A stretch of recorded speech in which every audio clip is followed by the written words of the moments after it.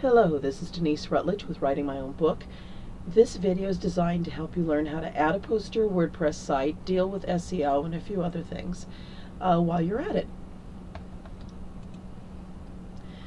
When you first log into WordPress, you'll find yourself in the dashboard. Look off to the left there, and you will see that there is a line called Posts.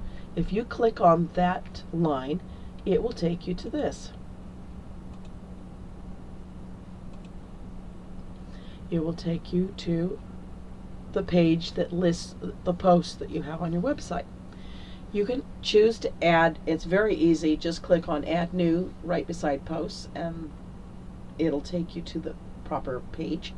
Also, you could do one of the other options, which is click on Add New right below the posts on the left hand side, or you can select the drop down menu at the top, click on New, it will expand and you'll see the word Post there. All three methods will get you to this page. It is the Add New Post page. Now you'll notice on the right side there's the Publish box and the Categories box. Then you have a white bar that goes across the top right below Add New Post. That will be your title bar. And then this white block below the icons for formatting your text is, I call it the text entry box.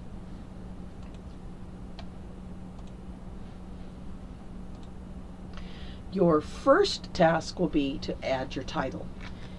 So you start typing in your title, and as you do so, you'll notice that WordPress automatically creates a URL. In this case, I don't like the URL that they created. It dropped the word publisher, and I really want that to be present. So I click on the edit and it expands from just a little piece of highlighted text to a text entry box.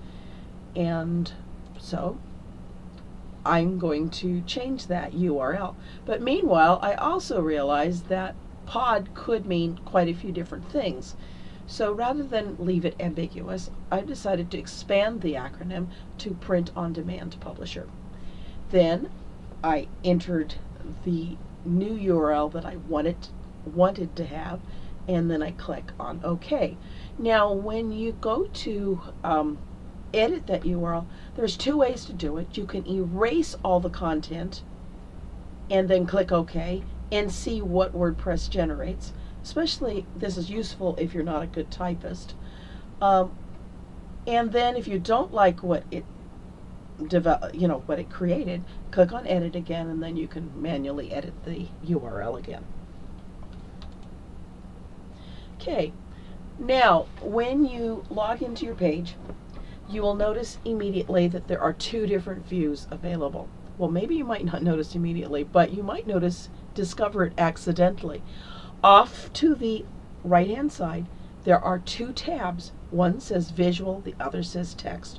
You can tell which editor you're in by the type of icon that's at the top. If you notice that there's little tiny squares with letters in them, you are in the text view.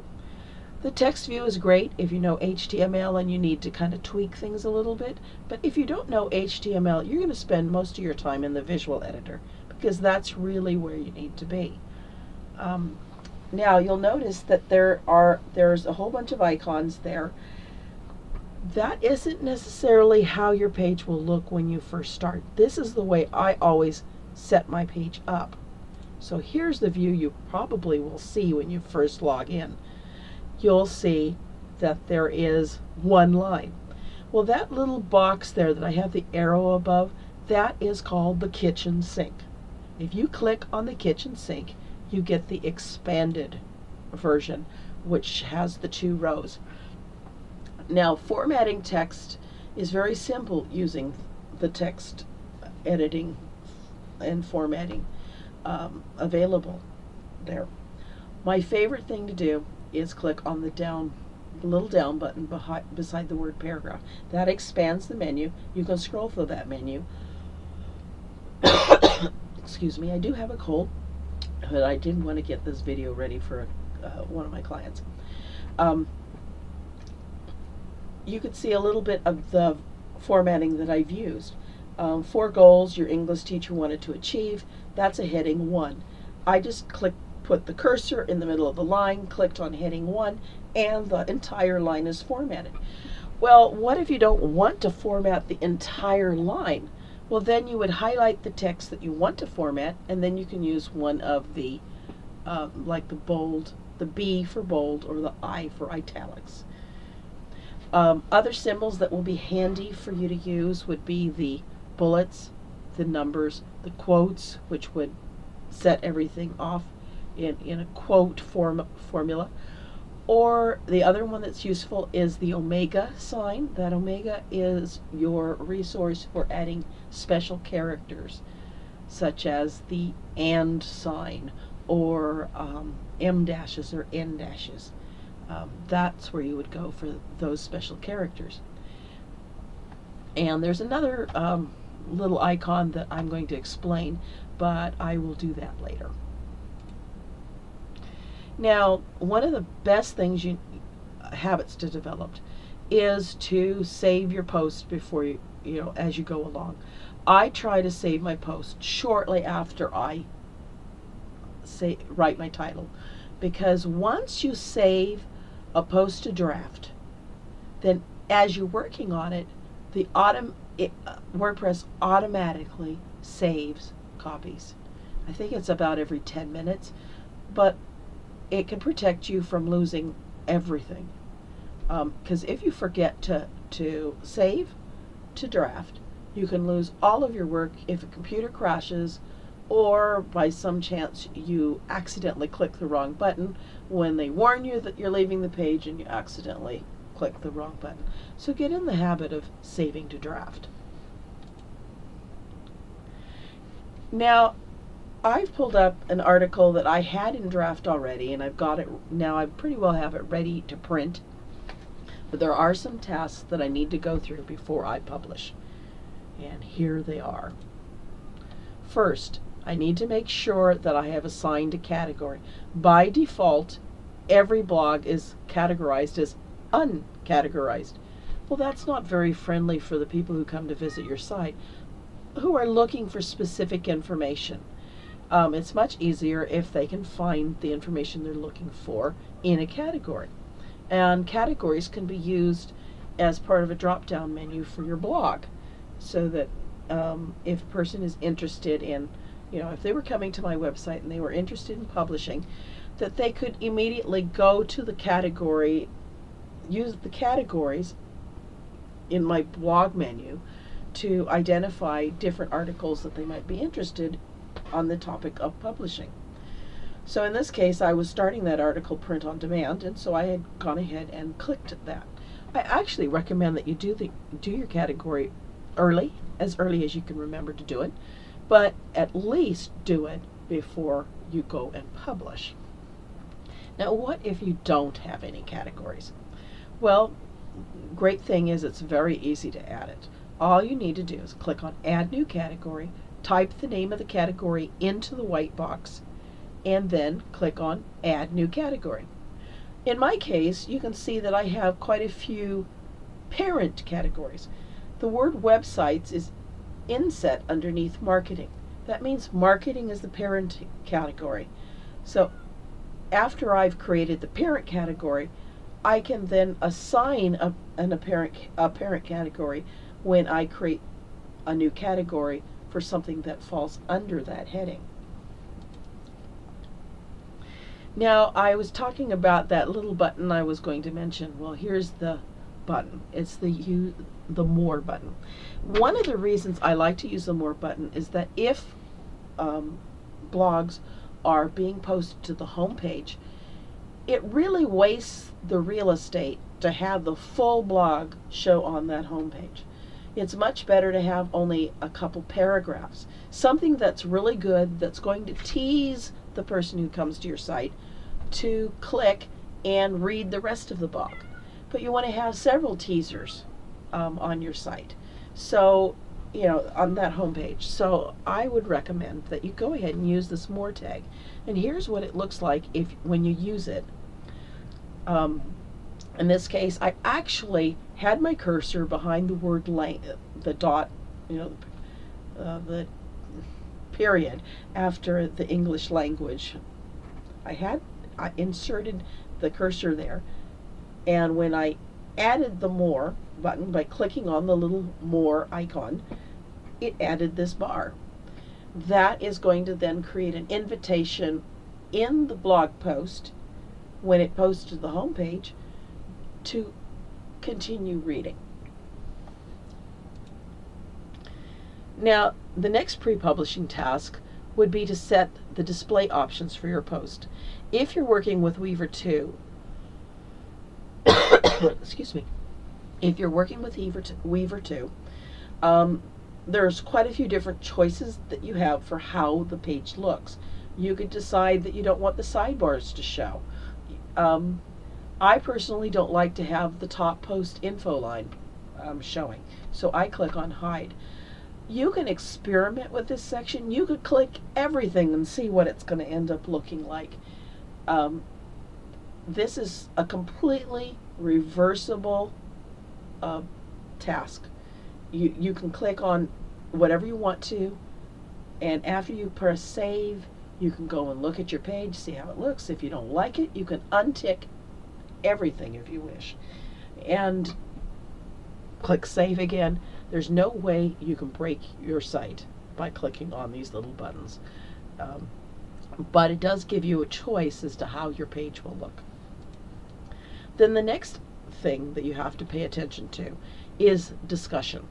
This is a box that, all of these boxes are appear below your text entry box, and by default WordPress checks off allow comments and allow trackbacks and pigbacks on this page.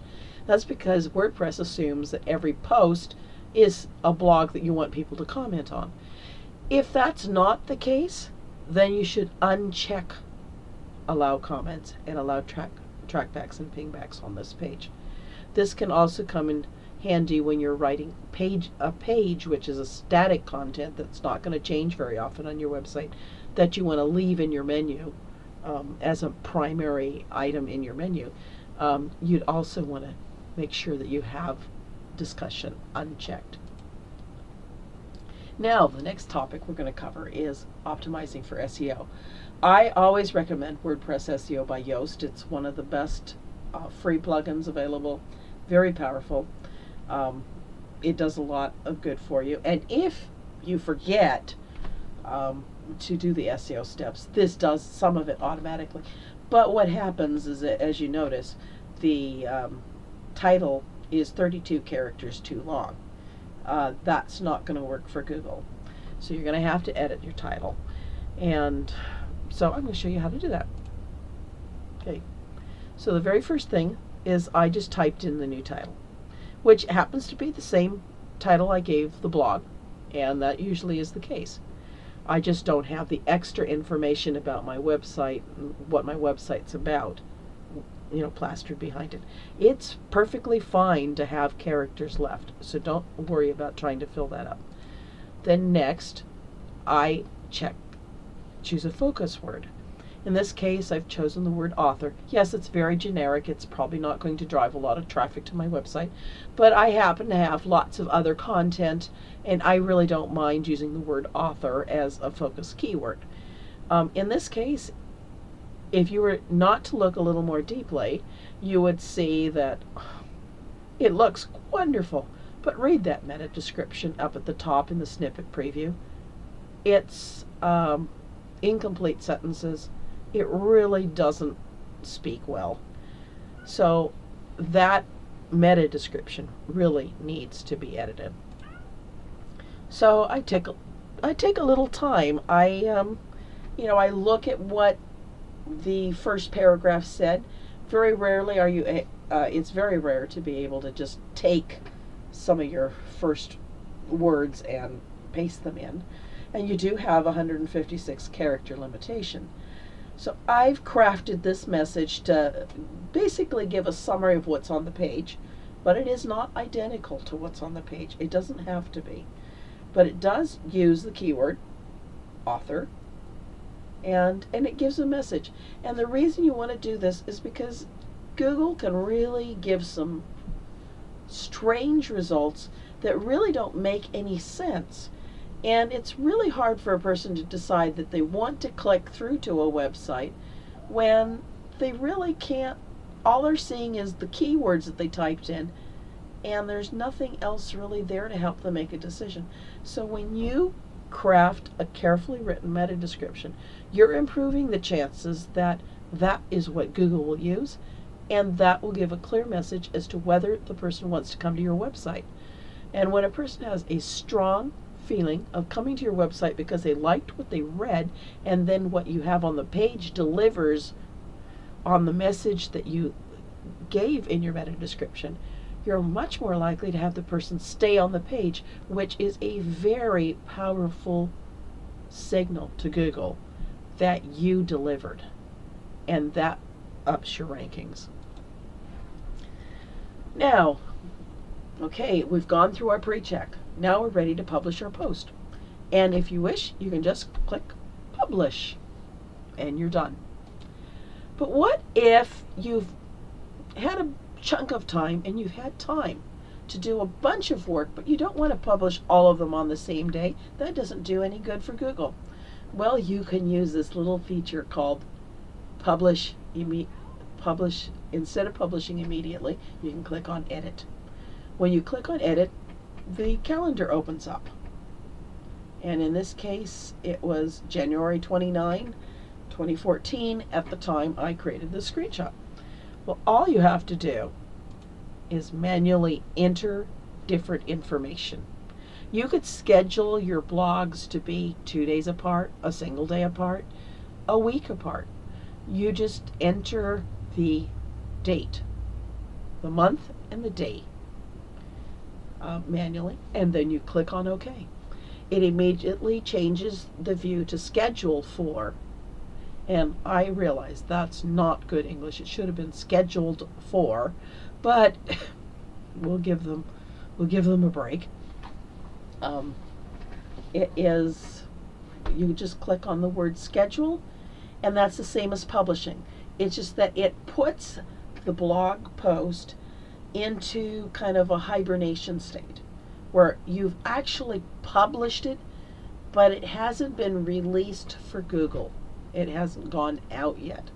So it's not going to actually fully publish until the time that you schedule it for. Well, that's pretty well everything you really have to know about publishing a post. Of course, I'm sure there's some other things that would be useful. And if you have any questions, feel free to contact me. I sure appreciate it, and I hope you have a very good day, whether it's morning, evening, or night.